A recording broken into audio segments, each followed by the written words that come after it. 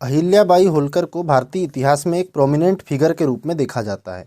हाल ही में उनकी 298वीं जयंती का आयोजन किया गया और इस जयंती के अवसर पर महाराष्ट्र के मुख्यमंत्री ने एक घोषणा की कि राज्य में जो अहमदनगर मौजूद है उसका नाम बदलकर उनके नाम पर रखा जाएगा। यानी कि अब राज्य में मौजूद अहमदनगर को अहिल्या नगर के नाम से जाना जाएगा। इस वीडियो में हम इसी पूरे विषय पर विस्तार से बात करने की कोशिश करेंगे कि आखिर अहमदनगर को उसका नाम कैसे मिला, रानी अहिल्याबाई होलकर कौन थी। इन तमाम बिंदुओं को समझने का प्रयास करेंगे। मेरा नाम है कुंदन गौतम और आपका स्वागत है कुंदन गौतम ईडीयू की इस नई वीडियो में। तो चलिए वीडियो की शुरुआत करते हैं और सबसे पहले वीडियो की रूपरेखा को समझ लेते हैं। तो वीडियो में सबसे पहले हमने न्यूज़ यानी वर्तमान खबर की बात की। खबर को जानने के बाद हम अहमदनगर के इतिहास की बात करेंगे और ये जानने की कोशिश करेंगे कि आखिर अहमदनगर को अपना नाम किस तरह से मिला।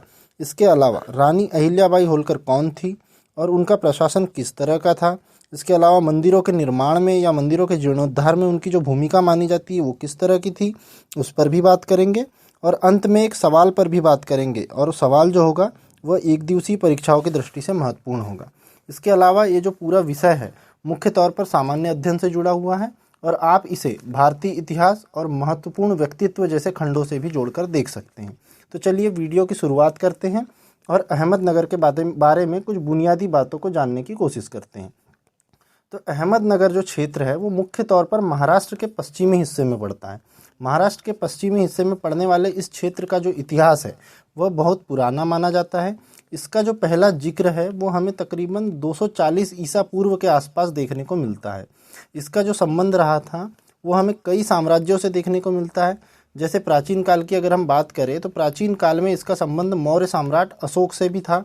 मध्यकाल की बात करें तो मध्यकाल में ऐसे बहुत सारे साम्राज्य रहे जैसे कि राष्ट्रकूट वंश, पश्चिमी चालुक्य वंश और इसके अलावा दिल्ली साम्राज्य से भी इसका संबंध माना जाता है। अंत में जो था यह दिल्ली सल्तनत के अधीन रहा। पर हम सभी जानते हैं कि जो दिल्ली सल्तनत थी तो दिल्ली सल्तनत से ये जो पूरा क्षेत्र है वो बहुत ज़्यादा दूर है। तो ऐसे में इसका जो नियंत्रण है ये यहाँ पर जो दिल्ली सल्तनत का नियंत्रण था वो पूरी तरह से अप्रत्यक्ष रूप से था, यानी इनडायरेक्ट रूप से था। यहाँ पर सम्राट की जो प्रत्यक्ष नज़र नहीं रहती थी, तो जाहिर तौर पर यहाँ पर विद्रोह का खतरा ज़्यादा था। तो यानी जो विद्रोह का खतरा था वो इस क्षेत्र में सबसे ज़्यादा था और यही खतरा आगे सही भी साबित हुआ। आगे दिल्ली सल्तनत का एक सूबेदार था जिसका नाम था अलादीन हसन गंगू। तो अलादीन हसन गंगू ने यहाँ पर दिल्ली सल्तनत की सेना को हरा दिया और वहाँ पर एक नए साम्राज्य की स्थापना की, जिस साम्राज्य को आज हम बहमनी साम्राज्य के नाम से जानते हैं। और यह क्षेत्र यानी ये पूरा जो क्षेत्र था, बहमनी साम्राज्य जो था, ये मुख्य तौर पर दक्कन के क्षेत्र में काम कर रहा था और बहमनी साम्राज्य यहाँ पर स्थापित हो गया था। ठीक है, इसके कुछ सालों बाद ही जैसे बहमनी साम्राज्य स्थापित हुआ, इसके कुछ सालों बाद ही बहमनी साम्राज्य धीरे धीरे से 5 स्वतंत्र क्षेत्रों में विभाजित हो गया, यानी 5 भागों में बहमनी साम्राज्य टूट गया। इसमें से एक क्षेत्र था निजाम शाही और बाकी जो 4 अन्य क्षेत्र थे जिसमें था गोलकुंडा, बीजापुर, बीदर और बरार। अब ये जो निजाम शाही वाला स्वतंत्र क्षेत्र था, इसी क्षेत्र को आगे चलकर अहमदनगर का नाम मिलता है। लेकिन नाम किस तरह से मिलता है इसकी भी एक अलग कहानी है। ये कहानी शुरू होती है 1486 से, जब बहमनी साम्राज्य में एक नया चेहरा देखने को मिलता है। ये जो नया चेहरा था या ये जो नया व्यक्ति था उसका नाम था मलिक अहमद निजाम शाह। अब जो मलिक अहमद निजाम शाह था वो 1486 के आसपास बहमनी साम्राज्य के प्रधानमंत्री के तौर पर नियुक्त किया जाता है। लेकिन कुछ ही समय बाद बहमनी साम्राज्य के सम्राट को पता चलता है कि प्रधानमंत्री उन्हें सत्ता से हटाना चाहते हैं और उनके खिलाफ साजिश रच रहे हैं। ऐसे में सम्राट प्रधानमंत्री को मारने की कोशिश करते हैं और इन दोनों के बीच में युद्ध होता है और यह युद्ध 1490 के आसपास लड़ा जाता है। और इस युद्ध में प्रधानमंत्री जो थे मलिक अहमद निजाम शाह की सेना को, यानी जो प्रधानमंत्री थे मलिक अहमद, वो निजाम शाह की सेना को पराजित कर देते हैं और इस तरह से हमें एक नया शासन देखने को मिलता है। और इस नए शासन के 4 साल के बाद यानी 1494 में जो मलिक अहमद थे उन्होंने सीना नदी के तट पर एक नगर की स्थापना की, मतलब एक नया नगर की स्थापना की सीना नदी के तट पर। और यह नया नगर, ये जो नया नगर इन्होंने बनाया, इसी नए नगर उसी जगह पर बनाया था जहाँ पर बहमनी साम्राज्य की सेना युद्ध हारी थी। मतलब प्रधानमंत्री से जो युद्ध हारी थी बहमनी साम्राज्य की सेना, उसी जगह पर यह नया नगर बनाया गया और इसी नगर को आज हम अहमदनगर के नाम से जानते हैं। तो ये मुख्य तौर पर अहमदनगर को जो उसका नाम मिला था वो मलिक अहमद निजाम शाह के नाम पर मिला था। तो यह अहमदनगर के नाम पर बात हुई। इसके अलावा जो पूरा साम्राज्य था अहमदनगर, या जो पूरा साम्राज्य अहमदनगर था, इस अहमदनगर का जिक्र हमें पंडित जवाहरलाल नेहरू द्वारा लिखी गई किताब और डिस्कवरी ऑफ इंडिया में भी देखने को मिलता है। ये तो उस पूरे साम्राज्य की बात हुई। अब आगे बढ़ते हैं और जानते हैं कि अहिल्याबाई होलकर कौन थी। इनके बारे में कुछ चीज़ों को जानने की कोशिश करते हैं। अहिल्याबाई होलकर का जो जन्म हुआ था वो अहमदनगर के, या बोले तो महाराष्ट्र के चोंडी गांव में हुआ था। इनके पिता गांव के प्रधान थे, इस वजह से वहाँ पर उनका ज़्यादा प्रभाव था।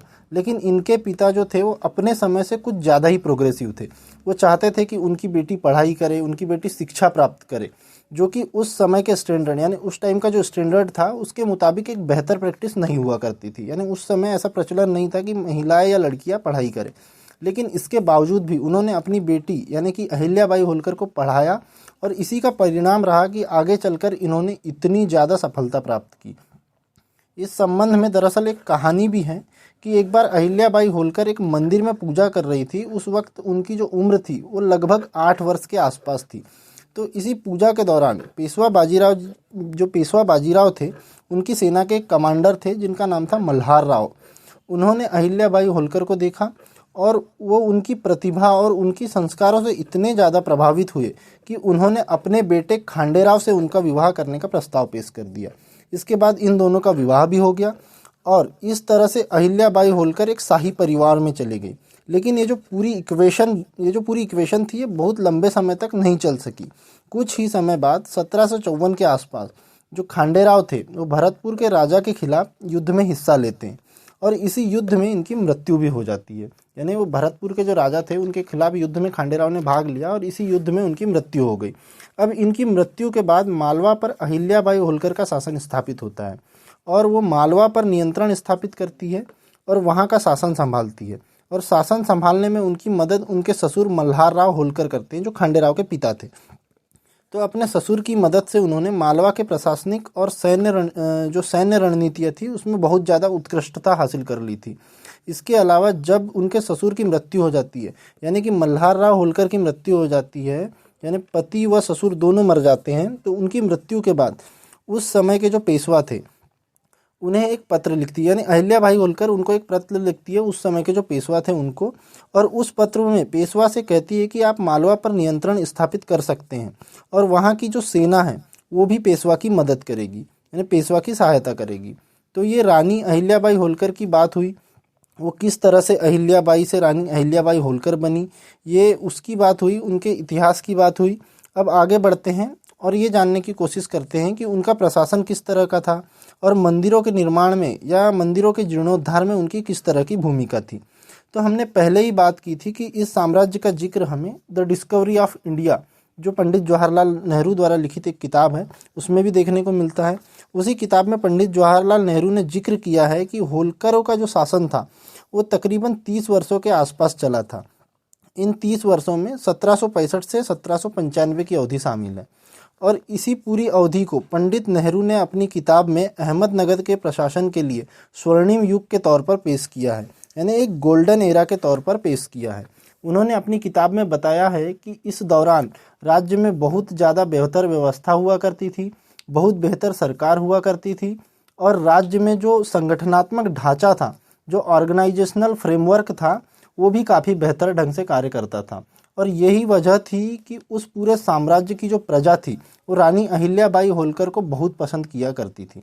ये तो उनके प्रशासन की बात हुई। इसके अलावा भारत में जब भी मंदिरों के जीर्णोद्धार की बात आती है, तो यानी उनके रिस्टोरेशन की बात आती है, तो इसमें भी रानी अहिल्याबाई होलकर का नाम सबसे प्रमुखता से लिया जाता है, क्योंकि उन्होंने भारत के बहुत सारे हिंदू मंदिरों का रिकंस्ट्रक्शन कराया था, उनका जीर्णोद्धार कराया था। इसमें मुख्य तौर पर गुजरात का सोमनाथ मंदिर शामिल है और इसके साथ साथ वाराणसी का काशी विश्वनाथ मंदिर जो था, इसका जीर्णोद्धार भी रानी अहिल्याबाई होलकर ने कराया था। इसके अलावा भी बहुत सारे मंदिर है, जैसे ओमकारेश्वर मंदिर हो गया। इसके अलावा और भी मंदिर है जिनका जीर्णोद्धार इन्होंने कराया था। इसके अलावा ये भी कहा जाता है कि उन्होंने कई स्थानों पर जो यात्री होते हैं उन यात्रियों के आराम करने के लिए आरामशालाओं का भी निर्माण कराया था। और इस तरह से यानी इस तरह के बहुत सारे जो पब्लिक इंफ्रास्ट्रक्चर्स होते हैं उनका निर्माण कराया था। और इसी वजह से भारतीय इतिहास में रानी अहिल्याबाई होलकर को इतना विशेष महत्व दिया जाता है। तो ये तो इस पूरे विषय की बात हुई। हालांकि महाराष्ट्र सरकार ने जो ये डिसीजन लिया है उस डिसीजन की कई लोग आलोचना भी कर रहे हैं। उन लोगों को कहना है कि इस तरह के डिसीजन के माध्यम से राज्य सरकार केवल जरूरी मुद्दों से ध्यान भटकाने की कोशिश कर रही है। राज्य में बहुत सारे जरूरी मुद्दे हैं। लोगों के पास खाने को नहीं है, लोगों के पास कपड़ों की व्यवस्था नहीं है, लोगों के पास घर नहीं है। लेकिन इन तमाम चीज़ों के बावजूद जो सरकार है केवल नाम बदलने पर ही ध्यान दे रही है। क्या यही एक बेहतर व्यवस्था है? इसको लेकर सवाल पूछे जा रहे हैं। तो ये तो इस विषय की पूरी बात हुई। अब अंत में एक सवाल की भी बात कर लेते हैं। और सवाल जो है वो एक दिवसीय परीक्षाओं की दृष्टि से महत्वपूर्ण है और इसका उत्तर आप कमेंट बॉक्स में दे सकते हैं। और आज का हमारा सवाल है कि अहिल्याबाई होलकर, मल्हार राव, खांडे राव आदि का संबंध निम्नलिखित में से किससे है? आपके लिए ऑप्शन ए है मराठा साम्राज्य, ऑप्शन बी है मुगल साम्राज्य, ऑप्शन सी है चोल साम्राज्य और ऑप्शन डी है बहमनी साम्राज्य। तो आप कमेंट बॉक्स में सवाल का जवाब दे सकते हैं। मुझे उम्मीद है कि इस वीडियो में जिन बिंदुओं पर बात की गई है वो आपको समझ में आएंगे। और यदि आप इस वीडियो की पीडीएफ चाहते हैं तो इसकी पीडीएफ आपको मेरे Telegram channel Kundan Gautam EDU पर मिल जाएगी। और चैनल का जो लिंक है वो वीडियो के डिस्क्रिप्शन में दिया गया है। तो ग्रुप से जुड़ना बिल्कुल न भूलें। तो मिलते हैं आपसे अगले वीडियो में, तब तक के लिए धन्यवाद।